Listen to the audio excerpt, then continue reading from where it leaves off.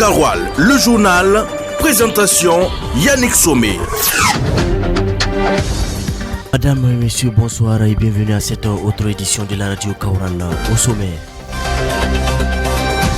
Tout est fin prêt pour l'inauguration du mausolée Thomas Sankara et ses 12 compagnons, prévu le 17 mai 2025 à Ouagadougou, sur le site du mémorial Thomas Sankara, disait le colonel-major Daouda Traoré en audience avec le premier ministre burkinabé.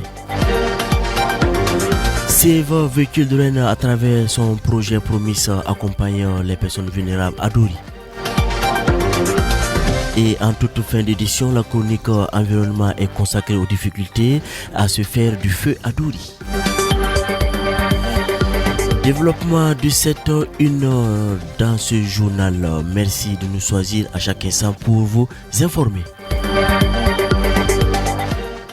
Et à l'occasion de la journée internationale de la sage-femme célébrée chaque 5 mai, placée cette année sous le thème sage-femme indispensable dans chaque crise, le ministre de la Santé de Burkina, Robert Kargougou, a adressé un message de reconnaissance aux sages-femmes pour leur contribution à la santé maternelle et néonatale, notamment dans les zones affectées par la crise sécuritaire. On apprend davantage avec Amadouli. Placée cette année sous le thème sage-femme indispensable dans sa crise, la journée vise à rendre hommage à ces professionnels de la maternité qui, dans la situation difficile, assurent les soins vitaux aux femmes enceintes et aux nouveau-nés. Selon le ministre de la Santé, Robert Kargougou, il continue en ces mots: le déploiement des sages-femmes est l'un des moyens les plus efficaces de prévenir les décès maternels et néonatals, de garantir l'accès à la santé sexuelle, y compris le planning familial et les réponses aux violences sexuelles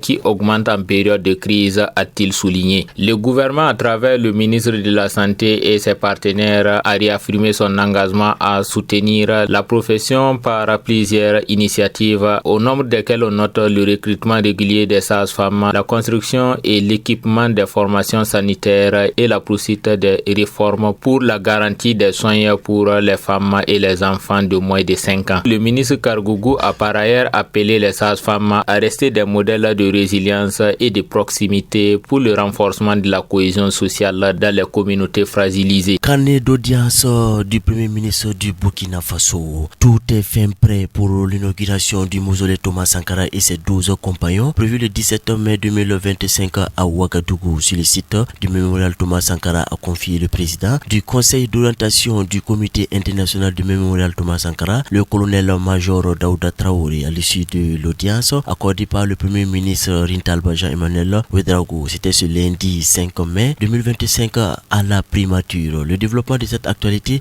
avec Aruna Maïka. À l'issue de l'audience, le président du comité international du mémorial Thomas Sankara CIMTS, le colonel-major Daouda Traoré, a affirmé que tout est fin prêt pour l'inauguration du mausolée Thomas Sankara et de ses 12 compagnons. Il a salué l'engagement personnel du président du Faso, le capitaine Ibrahim Traoré, dans la concrétisation de ce projet, tout en appelant les Burkinabés à une forte mobilisation. Tout le monde est invité parce que c'est un symbole fort d'hommage au président Thomas Sankara et c'est aussi un message pour approfondir les combats pour la mise en œuvre de ses idéaux et pour la victoire de notre peuple dans ce contexte de révolution populaire progressiste que mène le président Ibrahim Traoré, a lancé le colonel-major Daouda Traoré. Le mausolée constitue le premier salon d'un vaste projet de valorisation de l'héritage politique de Thomas Sankara à travers la réalisation du mémorial Isidore Noël Thomas Sankara. Selon le colonel-major Traoré, l'ouvrage contribuera à préserver et promouvoir l'œuvre du père de la Révolution d'août 1983. Le soir de la date du 17 mai 2025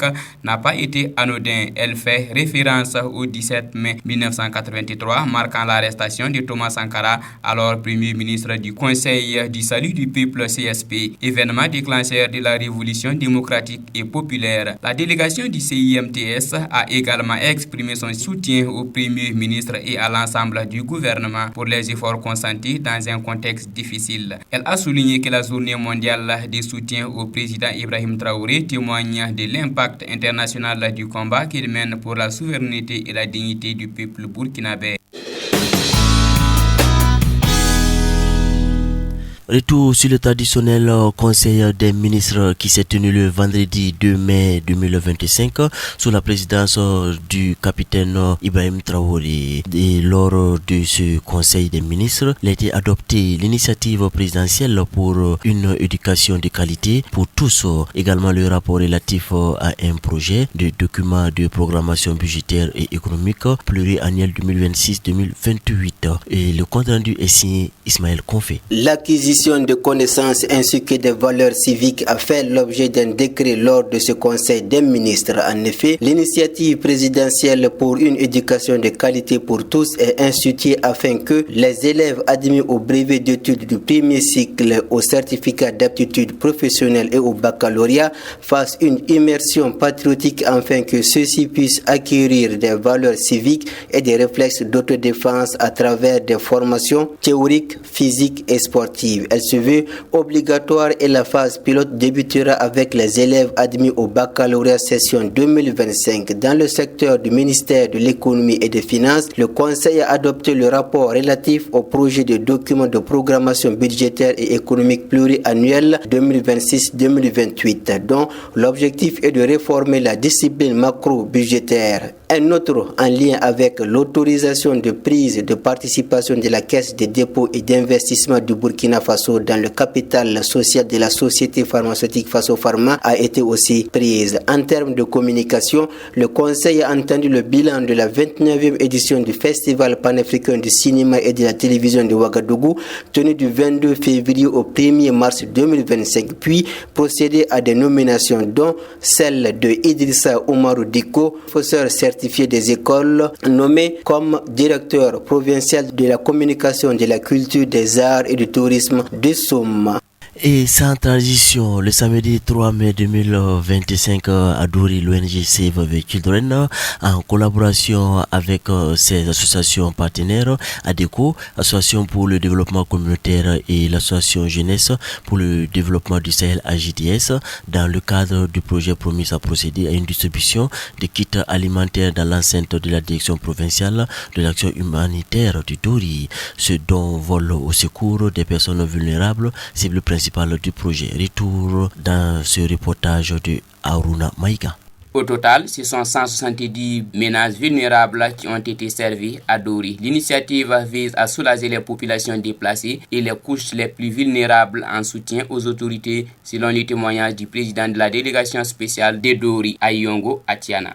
Cette action de l'ONG Save the Children, à travers le projet Promise, vient à point nommé parce que ça vient combler le manque que l'État n'arrive pas à combler. Et c'est une action que nous saluons et nous invitons également toutes personnes et toutes les ONG qui peuvent venir en aide, qui peuvent venir en appui à l'État pour ces genres de dons au profit des personnes déplacées internes. À l'occasion de cette distribution, chaque ménage bénéficie d'un kit alimentaire composé de 75 kg de riz, 20 kg d'haricots, 5 litres d'huile et 1 kg de sel. Cette opération se tiendra à 3 reprises, non seulement à Douri, mais aussi dans la ville de Gorom Gorom. Le chargé du projet Promis donne les raisons. Innocent Basoli. Cette dotation en kit alimentaire aux bénéficiaires s'inscrit dans le cadre du projet Promix qui intervient donc dans les thématiques sécurité alimentaire et protection. Comme vous le savez, la situation sécuritaire est souvent donc problématique pour les populations et nous pensons qu'en apportant cette assistance, cela va permettre un temps soit peu d'apporter un réconfort à ces populations déplacées et autres des communes donc de Douri et de Gorom Gorom. Cette assistance est une bouffée d'espoir pour 170 ménages en quête de stabilité. Sibiri Kabouri. Vraiment, on a reçu de l'aide, on les remercie pour ça. J'ai eu de l'huile, du haricot, du riz, du sel, donc vraiment je suis très satisfait. Quand on venait ici, on n'avait rien, mais avec les assistances, on rend grâce à Dieu. Cette action de distribution s'inscrit dans le cadre du projet Promis, qui est un vaste programme multisectoriel combinant protection et assistance humanitaire intervenant dans les communes de Douri et Gorom Gorom. Le projet est financé par le Fonds humanitaire pour l'Afrique de l'Ouest et du Centre FRAO. Foot, basket, handball, judo, cyclisme, le sport. Et en sport, dans cette édition du soir, le Burkina Faso brille à Cotonou au Bénin au 20e tour cycliste international du Bénin tenu le 3 mai 2025. L'athlète burkinabé Awa Bamogo a remporté le Grand Prix féminin de Cotonou. Développement à suivre avec Alexis Palais.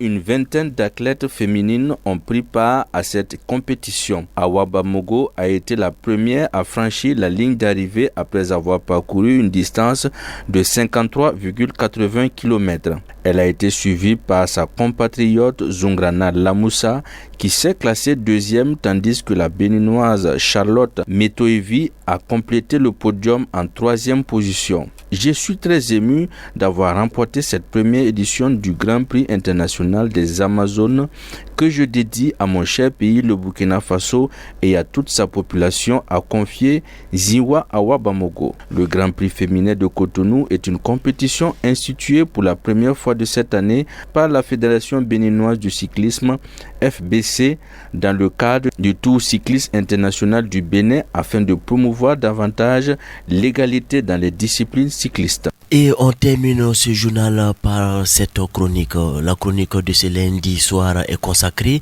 aux difficultés à se faire du feu à Dori, le bois, le charbon, le gaz.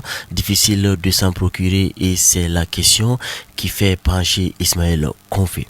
Nous savons tous que le bois de chauffe est difficile d'accès pour bon nombre de Sahéliens. Pour pallier au manque de bois de chauffe, certaines ménagères ont recours au charbon de bois. Là encore, c'est un calvaire aussi bien pour la ménagère, le chef de ménage, aussi bien pour l'environnement. Pour la ménagère, c'est un calcul. Combien de chassés de charbon suffiront à faire cuire mon kilo de riz ou à faire ma sauce d'oseille? Pour le chef de ménage, combien de francs de comestibles dois-je débourser pour la bonne dame? Et à l'environnement de se poser la question, combien d'arbres dois-je sacrifier pour une cuisson dans un ménage? Mais s'ils en avaient une idée des conséquences, ils s'abstiendraient bien de couper même un arbuste. Comme il y a des équations à résoudre avec le charbon de bois, certains préfèrent se tourner vers le gaz. Quoi? Le gaz? Ça existe encore à Dori? Oui, ça existe, mais il faut être dans le circuit, c'est-à-dire le marché noir. En plus d'être arnaqué, on nous apprend la mauvaise manière. Et même ça, il faut accepter acheter du poisson dans l'eau, comme dit un adage africain. Terre à terre, cela veut dire tu achètes ce que tu n'as pas vu d'abord. D'autres pensent que cette idée est risquée, car la gestion et le stockage souvent des bouteilles de gaz laissent à désirer. C'est pourquoi d'autres, après la venue d'un convoi, courent d'un point de rechange en un autre point de rechange pour charger leurs bouteilles. Et c'est lors des rechanges que l'on découvre la vérité crue de l'évolution des prix de recharge. Pour la bouteille de 6 kilos, qui jadis était rechargée à 2000, aujourd'hui il est à la 4000. Quand tu demandes pourquoi le prix a doublé, on te répond que ce sont les transporteurs qui ont augmenté les prix. Mais pourquoi le double? Veut-il aller au pèlerinage ou veut-il faire fortune sans souffrance? Nous comprenons votre souffrance à Kaya et le risque de perdre vos vies et vos véhicules lorsque vous empruntez la route RN3. La fameuse équation RN3 revient. Pendant que les uns cherchent la solution, les autres se cherchent. Dans la même recherche d'un plan B, mon cousin propose en me disant: qu'est-ce qui empêche au gouvernement de décentraliser la Sonabi? Cousin, merci pour ta proposition, mais c'est bien plus difficile d'ouvrir la RN3. À bon entendeur, salut. Radio Karoual, le journal, présentation Yannick Sommet. Et en attendant l'ouverture de la RN3, c'est ici que s'arrête le soir de la radio Kaourala. Merci de l'avoir suivi. Alexis Palais était à la manipulation technique. Positivement avec cette motivation ce soir. Et je cite: accepte ce qui est, laisse aller ce qui était et confiance en ce qui sera. Bonne méditation et bonsoir chez vous.